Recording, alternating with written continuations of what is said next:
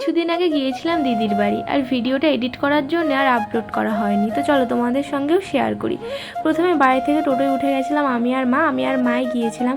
আর দেখো আমরা যে রাস্তাটা দিয়ে যাচ্ছিলাম, রাস্তাটা কতটা সুন্দর না, কি সুন্দর, পুরো সবুজে সবুজ। আর তারপরে দেখলাম রাস্তার মাঝখান দিয়ে এই রাজহাঁসগুলো হেঁটে যাচ্ছে। আমার এতটাই ভালো লেগেছে যে ভাবলাম তোমাদের সঙ্গেও একটু শেয়ার করি।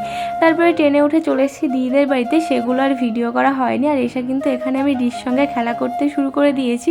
আর এখানে আমি বলছি তুমি কি খাচ্ছ, নিমকি এটা ওটা বলছে, ঠিকঠাক বলতে পারছি না, যেগুলো আলু ভাজা খাচ্ছে। তারপরে বলছে চলো আমাদের কাছে পেয়ারা হয়েছে, পারবে তো।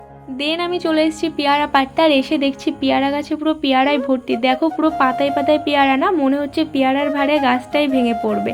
আর তারপরে আমি এখান থেকে 2টো পেয়ারা পেরে নিয়েছিলাম। বেশি পারলাম না, কারণ আমাদের বাড়িতেও পেয়ারা আছে, আর বেশি পেরে নষ্টই হবে। তো এখান থেকে আমি পেয়ারা 2টো নিয়ে চলে এসেছিলাম সকালে বাড়িতে।